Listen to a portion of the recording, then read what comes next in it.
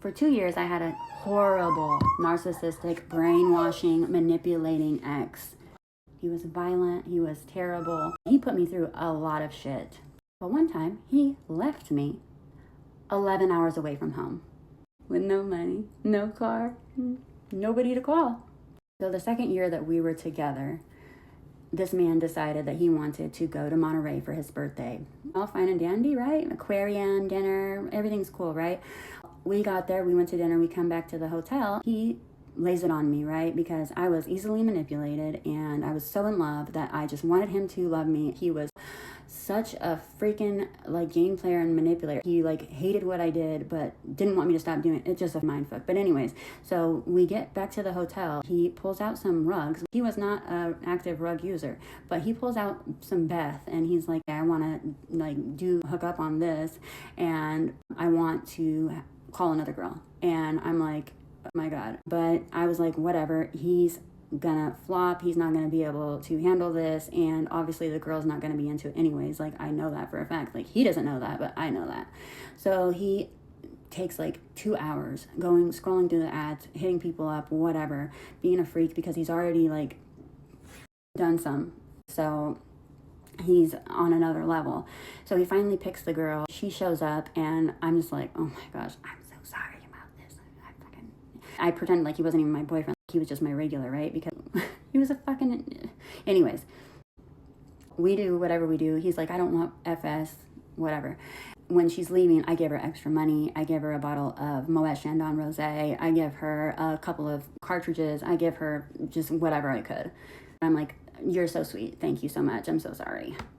He decides that's not enough for him. He doesn't want this party to end, so he wants me to drive him to another beach. So I end up driving from Monterey to past San Diego to La Jolla, right, which is a good 10, 11 hours from where we originally live.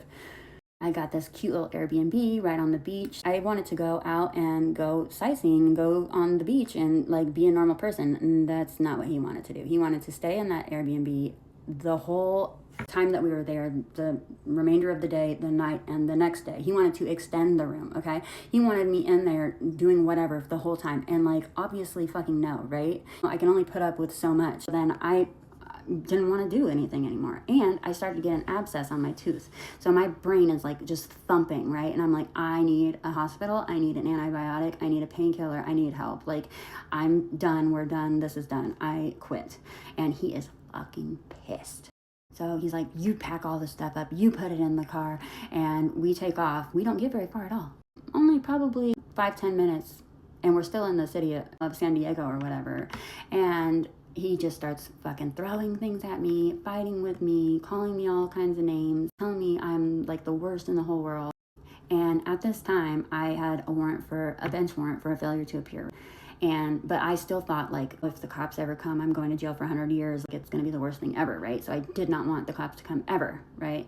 So he ends up pulling into this parking lot of a park, a public park. There's a lot of people out there. He proceeds to argue with me, scream at me. These people are looking.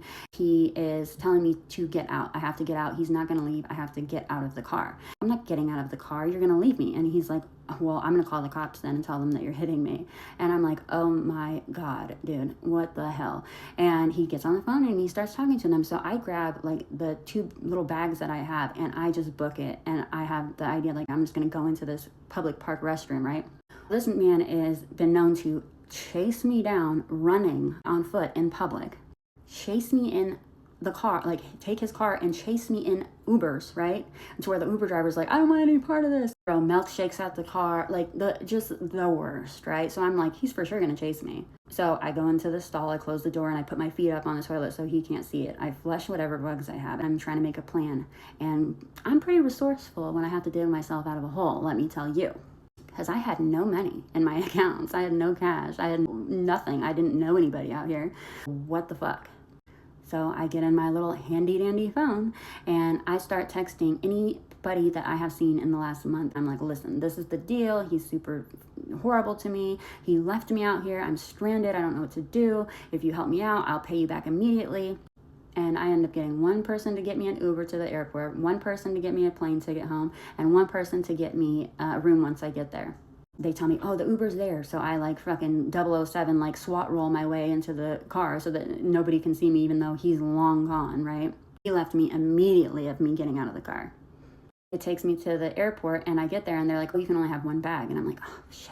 So I start like taking everything out of this bag, shoving it into this one. There's not enough room. I'm like putting things on and I am like, okay, well, I have some of his stuff. That's going. So I throw away his pair of Nike Air Maxes. I throw away his Timberlands. I throw a bunch of his other shit away just in the bathroom, just throw it away. And I'm like, okay, I'm ready to go. So I get on that plane and I'm home in 45 minutes, baby. Get off of it, get an Uber to a hotel, go to the hotel. I'm chilling. He's got another 10 hours to drive by himself. I wish I could say that was the end of it.